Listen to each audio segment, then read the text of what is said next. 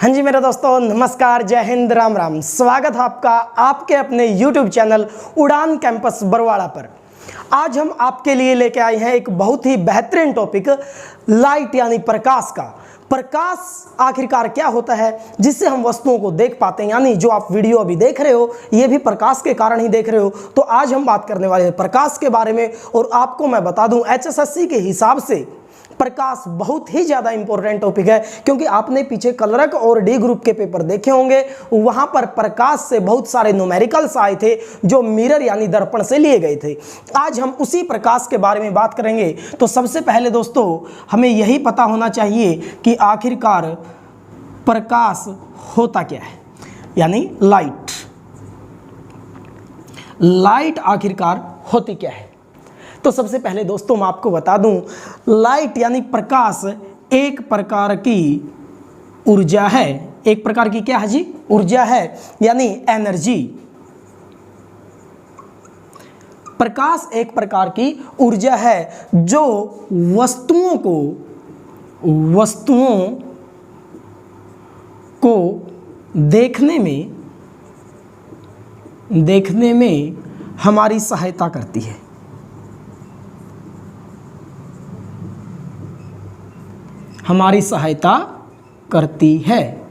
यानी प्रकाश एक प्रकार की ऊर्जा है जो वस्तुओं को देखने में हमारी क्या करती है जी? सहायता करती है। और आपको पता है सारी की सारी जो लाइट है, जो प्रकाश है, जो अपनी पृथ्वी के ऊपर, अपने मान के चलो ये धरती माँ है, पृथ्वी है, इस पृथ्वी के ऊपर सारा का सारा जो प्रकाश है वो कहाँ से पहुँचता जी? अपने सूर्यदेव भगवान से।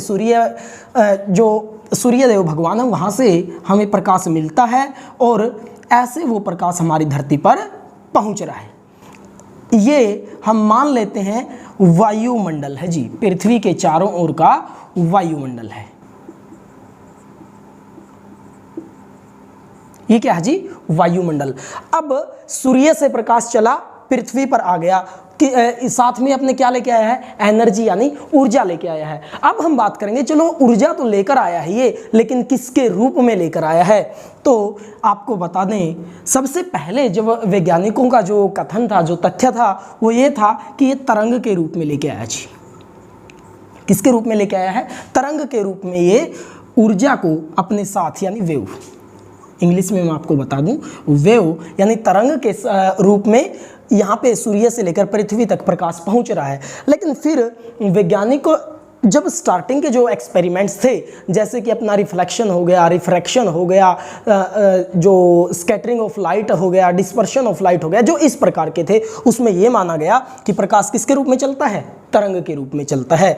लेकिन बाद में जैसे कॉम्पटन इफेक्ट है, ये जो इलेक्ट्रोमैग्नेटिक इफेक्ट है, इनमें माना गया प्रकाश किसके रूप में चल रहा है जी? कण के रूप में। किसके रूप में चलता है? कण के रूप में, यानी पार्टिकल्स के रूप में चल रहा है। पार्टिकल्स के रूप में, कण के रूप में ये चल रहा है। अब इन दोनों साइंटिस्ट में क्या हो गया? मतभेद हो गया। ये बोले तरंग के रूप में चलता है, ये बोले कण के रूप में चलता है। अब इन्होंने इनका एक्सपेरिमेंट देखा और ये मान गए कि हाँ, किसके रूप में चल रहा है जी? तरंग के रूप में। लेकिन जब इन्होंने इनका एक्सपेरिमेंट देखा तब ये भी मान गए कि किसके रूप में चल रहा है? कण के रूप में। इन्होंने इनकी बात मानी, इन्होंने इनकी बात मानी, यानी अपनी जगह ये ठीक थे और अपनी जगह ये ठीक थे। तब माना गया कि प्रकाश तरंग और कण दोनों रूपों में चलता है। किसके रूप में? तरंग और कण दोनों रूपों में चलता है। इसलिए जो प्रकाश है उसको दोहरी प्रकृति का कहा जाता है जी। दोहरी प्रकृति का कहा जाता है, ड्यूल नेचर का कहा जाता है। किसे? प्रकाश को। ध्यान रखेंगे। अब चूंकि बात हुई है किसकी? वेव यानी तरंग के रूप में हम बात कर रहे हैं, तो हमें पता होना चाहिए प्रकाश किन तरंगों के रूप में धरती पर पहुंचता है, इसका पता होना चाहिए। इससे पहले एक बार मैं कण के रूप में बात कर लेता हूं। जैसे कि अपना ये सूर्य है, सूर्य से कण इस प्रकार धरती पर आए, ऐसे कण आ रहे हैं। ये ऊर्जा लेगा किससे? सूर्य से। जैसे इस कण ने सूर्य से ऊर्जा ली, एक्साइटेड स्टेट में आ गया। एक्साइटेड स्टेट का मतलब ये क्या करेगा, अब जिसके अंदर एनर्जी होती है वो आगे बढ़ेगा कि नहीं। अब इसने एनर्जी ली और ये आगे बढ़ेगा, ये इस कण से टकराएगा, ये कण ये अपने एनर्जी इसको दे देगा, ये कण फिर आगे आएगा, ये इससे टकराएगा, फिर ये इससे टकराएगा, ये इससे टकराएगा, और जैसे जैसे ये टकरा के आगे पहुंचते हैं ये अपनी एनर्जी का ट्रांसफ़र कर देते हैं, यानी ऊर्जा सूर्य से कण के रूप में धरती पर पहुंच जाती है, और इसे ही बोला जाता है कि कण के रूप में ऊर्जा धरती पर आई है। और जब बहुत सारे कण आपस में मिलकर एक बहुत सारी एनर्जी को इकट्ठा लेके चलते हैं उन्हें बोला जाता है पैकेट्स ऑफ एनर्जी, और उनको एक नाम दिया जाता है, विशेष नाम, जिसे बोला जाता है फोटोन। फोटॉन्स जिसको बोला जाता है दोस्तों, इसको क्या बोला जाएगा, जब एनर्जी के पैकेट्स यानी जो कण है उनके पास बहुत सारी एनर्जी होती है उन्हें एनर्जी के पैकेट्स बोला जाता है, और उन्हें हम क्या बोलेंगे, फोटॉन्स बोलेंगे जी। अब बात कर लेते हैं जी तरंग की। तरंग के रूप में तो पहुंचता है, हमें यह पता होना चाहिए कि तरंग कितने तरह की होती है और कौन सी तरंगों के रूप में प्रकाश धरती पर पहुंचता है। इसको एक बार साफ कर लेते हैं जी। उम्मीद करूंगा दोस्तों इतना समझ आ गया होगा। यदि आपको अच्छा लग रहा हो, ये लग रहा हो कि हाँ ठीक पढ़ा रहे हैं, तो आप हमारे चैनल उड़ान कैंपस बरवाड़ा को सब्सक्राइब कर लीजिए, और पॉसिबल हो वीडियो पसंद आई हो तो इसे थोड़ा लाइक भी कर दीजिए। अभी मैं किसके बारे में बात कर रहा हूँ, वेव यानी तरंग के बारे में हम बात कर रहे हैं। तरंग दो तरह की होती है जी, मैकेनिकल और नॉन मैकेनिकल।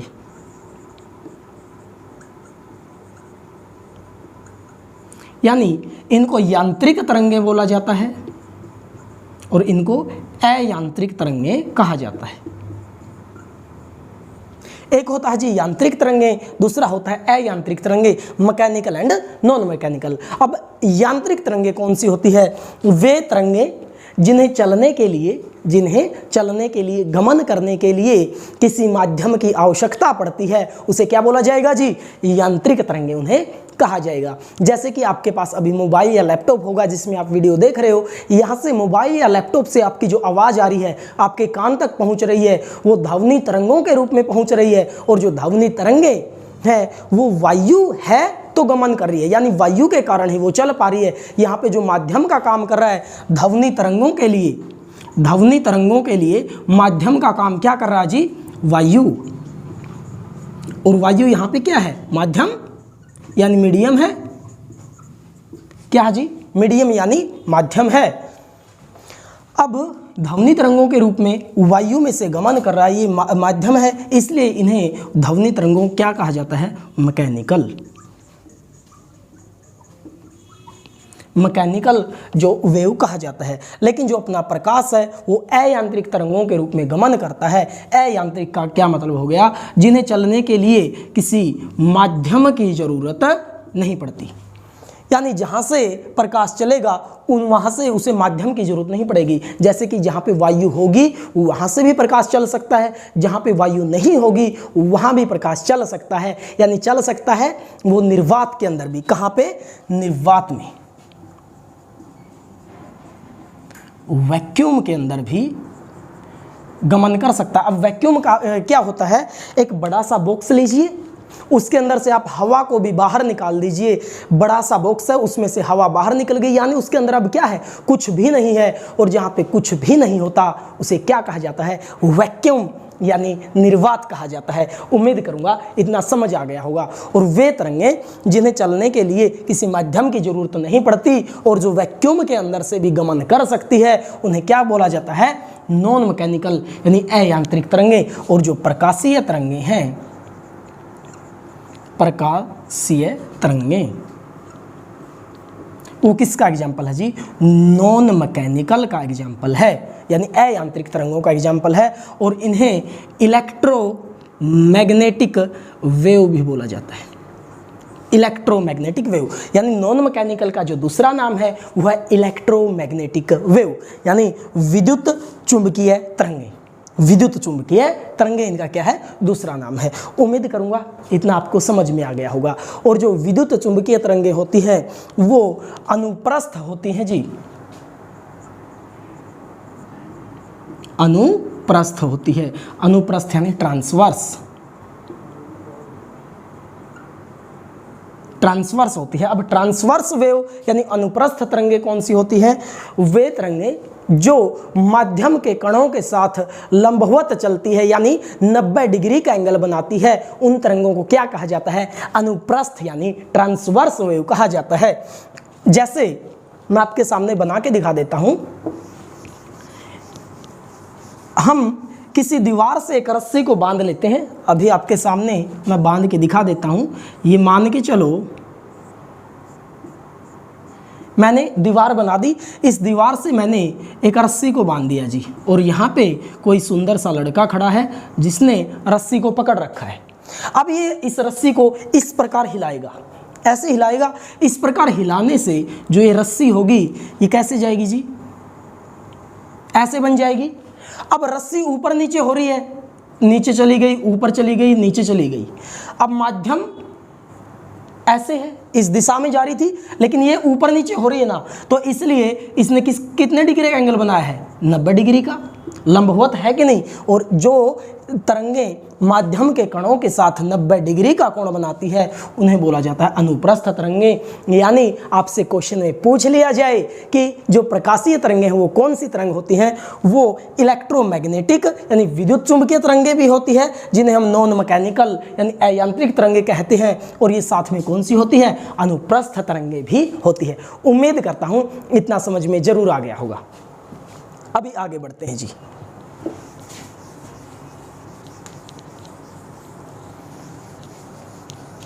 अभी मैंने जो आपके सामने एक डायग्राम बना रखा है, अपनी धरती और सूर्य से संबंधित जो डायग्राम बना रखा है, उसमें सबसे पहले प्रकाश किस में गमन कर रहा था? निर्वात में। उसके बाद किस में आया? वायु में। और आपको पता है अपने धरती का लगभग 70% जो हिस्सा वो क्या है? पानी यानी जल है, वाटर है। और अब निर्वात के अंदर भी चलता है प्रकाश, फिर किसके अंदर जाता है जी? वायु के अंदर जाता है, उसके बाद पानी के अंदर भी जाता है। और जब अपने घर में प्रकाश प्रवेश करता है खिड़की से, मान लो खिड़की में क्या लगा है जी? कांच लगा है, तो कांच के अंदर से भी प्रकाश क्या करता है जी? प्रवेश करता है। इतना हो गया। अब हम बात करें, ये तरंगों के रूप में आ रहा है, कण के रूप में आ रहा है, आ तो रहा है, लेकिन इसकी कोई ना कोई चाल भी होगी कि नहीं? अब जो प्रकाश की जो चाल होती है, प्रकाश की चाल, स्पीड ऑफ लाइट, सबसे पहले चाल के बारे में रोमर ने बताया था। किसने बताया था जी? रोमर एक साइंटिस्ट का नाम है। उन्होंने प्रकाश की चाल के बारे में बताया था, और उन्होंने क्या बताया कि प्रकाश की जो चाल होती है वो होती 3 गुणा 10 की पावर 8 मीटर पर सेकंड। कितनी है जी? 3 गुणा 10 की पावर 8 मीटर पर सेकंड, 3 × 10⁸ मीटर पर सेकंड। ये ध्यान रखेंगे, मीटर पर सेकंड किसकी ऐसा यूनिट होती है? चाल की। निर्वात में प्रकाश की चाल कितनी होगी? 3 गुणा 10 की पावर 8 मीटर पर सेकंड, इतनी होगी जी। अब वायु की बात करते हैं। जैसे ही, एक बात ध्यान रखनी है, जैसे ही प्रकाश एक माध्यम से दूसरे माध्यम में प्रवेश करता है तब प्रकाश की चाल बदल जाती है। तब प्रकाश की चाल क्या हो जाती जी? बदल जाती है। यानी या तो कम होगी या ज़्यादा, वो देखा जाएगा कि प्रकाश किस माध्यम से किस माध्यम की ओर जा रहा है। निर्वात हो गया, निर्वात में इतनी होगी। वायु में कितनी होती है? 2.997 × 10⁸ मीटर पर सेकंड। और ये लगभग किसके बराबर है? 2.997, 3 के ही बराबर है ना, तो 3 गुणा 10 की पावर 8 मीटर पर सेकंड, इतनी ही होती है, इतनी लगभग होती है। और एग्जैक्ट 2.997 × 10⁸ मीटर पर सेकंड, इतनी होती है जी। पानी के अंदर प्रकाश की चाल कितनी होती है? पानी के अंदर 2.25 × 10⁸ मीटर पर सेकंड, कितनी होती है जी? 2.25 × 10⁸ मीटर पर सेकंड होती है। कांच के अंदर कितनी होती है? 2 × 10⁸ मीटर पर सेकंड। ध्यान रखेंगे, निर्वात में 3 × 10⁸ मीटर पर सेकंड, वायु में 2.997 यानी 3 × 10⁸ मीटर पर सेकंड, पानी में 2.25 × 10⁸ मीटर पर सेकंड, और कांच में 2 × 10⁸ मीटर पर सेकंड। मैं ये तो नहीं कहूँगा कि ये सारा का सारा डाटा आप याद कर लीजिए, लेकिन इसमें ध्यान करने की बात क्या है, आपके पास ऑप्शंस दे देगा एग्जामिनर कि निम्नलिखित में से किस में प्रकाश की चाल सर्वाधिक होती है तो सबसे ज़्यादा किस में होती है? निर्वात में। और न्यूनतम किस में होती है जी? कांच के अंदर होती है। सबसे ज़्यादा निर्वात में, यदि निर्वात ना दिया हो तो वायु में, उसके बाद पानी में, और सबसे कम किस में है जी? कांच में। उम्मीद करते हैं इतना समझ में जरूर आ गया होगा। अब एक चीज़ देखने लायक है, वायु क्या होती है जी? एक प्रकार गैसों का मिश्रण होती है, यानी एक प्रकार से मान सकते हैं क्या होती है? गैस। क्या होती है दोस्तों? गैस। पानी क्या होता है? द्रव। कांच क्या होता है? ठोस, सॉलिड होता है। ये लिक्विड और ये गैस। अब एक चीज इसमें देखने लायक ये है कि प्रकाश की चाल सबसे ज्यादा किस में है जी? निर्वात में। उसके बाद किस में है? गैस में। उसके बाद किस में है? द्रव में। और उसके बाद किस में है जी? ठोस में। किस में दोस्तों? ठोस में। सबसे ज़्यादा निर्वात, फिर गैस, फिर द्रव और फिर ठोस। ये भी हमें याद रखना है। यहाँ से हमें एक बात का पता चल रहा है कि जिस भी माध्यम के पार्टिकल्स जितने दूर दूर होंगे उसमें प्रकाश की चाल उतनी ही क्या होगी? ज़्यादा होगी। जैसे कि वायु है, वायु यानी गैस के पार्टिकल्स एक दूसरे से क्या होते हैं? बहुत दूर होते हैं, इसलिए वायु में प्रकाश की चाल ज़्यादा, द्रव में थोड़े से नज़दीक होते हैं, तो हम क्या बोलेंगे कि प्रकाश की चाल इसमें थोड़ी सी कम हो गई।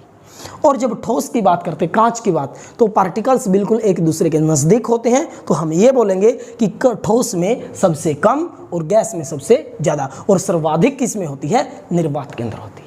उम्मीद करता हूँ इतना समझ में आ गया होगा। अब बात करते हैं जी, इतना हो गया, सबसे ज़्यादा गैस में, सबसे ज़्यादा निर्वात में, फिर गैस में, फिर द्रव में और फिर ठोस में। अब सूर्य से प्रकाश यहाँ से चल रहा है, पृथ्वी पर पहुँच रहा है, तो इसे पहुँचने के लिए कोई ना कोई समय जरूर लगता होगा। तो सूर्य से पृथ्वी तक प्रकाश को पहुँचने के लिए कितना समय लगता है? यहाँ पे लिखेंगे जी, सूर्य से पृथ्वी तक प्रकाश को पहुँचने के लिए 8 मिनट 19 सेकंड का समय लगता है जी। कितना लगता है दोस्तों? एक बार मेरे साथ रिपीट करेंगे। 8 मिनट 19 सेकंड का समय लगता है सूर्य से पृथ्वी तक प्रकाश को पहुंचने के लिए। अब आगे बात करते हैं, ये ध्यान रखना है, कई बार एचएसएससी है ना, एचएसएससी बड़ी बेवफा है, क्वेश्चंस को थोड़ा घुमा के पूछती है। इसमें पूछेगी कि सूर्य से पृथ्वी तक प्रकाश को पहुंचने के लिए कुल कितने सेकंड लगते हैं? तो कुल कितने सेकंड लगेंगे? 8 मिनट में कितने सेकंड होते हैं? 480, 8 छिके 48, 60 से गुणा कर देंगे, 480 प्लस में 19 कितने हो गए जी? 499 सेकंड, 499 सेकंड्स हो गए। अब कई बार 499 के बजाय पेपर में 500 सेकंड भी दे देता है, 500 सेकंड भी दे देगा। हमें क्या करना है? यदि 499 दे रखा तो यही करेक्ट है, 499 की बजाय 500 दे रखा है तो इसके ऊपर भी हम क्लिक कर सकते हैं और 1 नंबर अपना पक्का कर सकते हैं। अब आगे बढ़ते हैं जी, सूर्य से पृथ्वी तक प्रकाश 500 सेकंड में पहुंच गया। अब यहाँ पे एक चंदा मामा भी होते हैं जिसे हम प्यार से चांद बोलते हैं। चांद किसके प्रकाश से चमकता है? सूर्य के प्रकाश से चमकता है। और यहाँ पे आ गया जी, सूर्य से प्रकाश चांद से टकराया और टकरा के अपनी धरती पे ऐसे आएगा।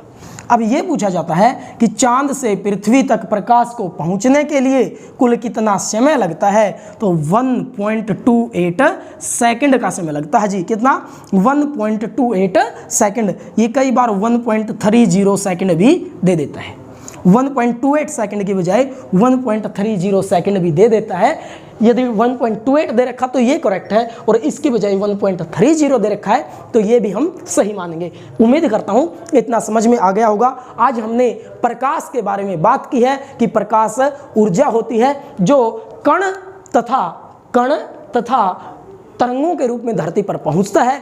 कौन सी तरंगों के रूप में? अयांत्रिक, नॉन मैकेनिकल, इलेक्ट्रोमैग्नेटिक जिसका दूसरा नाम है, उनके रूप में पहुंचता है। इसे साथ में बोलते हैं कि अनुप्रस्थ यानी ट्रांसवर्स जो तरंगे होते हैं उनके रूप में भी आता है। ये माध्यम के कणों के साथ 90 डिग्री का कोण बना के जो तरंग चलती है, इसलिए इन्हें क्या बोला जाता है? अनुप्रस्थ तरंगे भी कहा जाता है। जब सूर्य से प्रकाश आता है तब इसकी चाल में ये बदलाव होता है। सबसे ज़्यादा निर्वात में होगी 3 × 10⁸ मीटर पर सेकंड, ऐसे फिर घटती चलेगी। सबसे ज़्यादा निर्वात में, फिर गैस में, फिर द्रव में, फिर ठोस में, ऐसे होता है। उसके बाद हमने टाइम के बारे में बात की है कि सूर्य से पृथ्वी तक पहुंचने के लिए 8 मिनट 19 सेकंड। यहाँ पे एक बात नोट करने लायक ये है, कभी भी पेपर में ये नहीं देगा कि चांद से पृथ्वी तक प्रकाश को पहुंचने में कितना समय लगता है, क्योंकि जी चांद का अपना प्रकाश नहीं है। तो ये किसके प्रकाश से चमकता है? सूर्य के प्रकाश से। तो ये पूछा जाएगा कि चंद्रमा से परावर्तित प्रकाश, रिफ्लेक्टेड जो लाइट होती है, चंद्रमा से परावर्तित प्रकाश पृथ्वी तक कितने सेकंड में पहुंचता है? 1.28 या फिर 1.30 सेकंड हम बोल सकते हैं। उम्मीद करता हूं दोस्तों इतना समझ में आया होगा। आज हमने प्रकाश के बारे में बात की है। इसी प्रकार हम फिजिक्स का बहुत ही बेहतरीन टॉपिक आगे लेकर आते रहेंगे। अब मिलते हैं नेक्स्ट वीडियो में, तब तक के लिए नमस्कार, जय हिंद।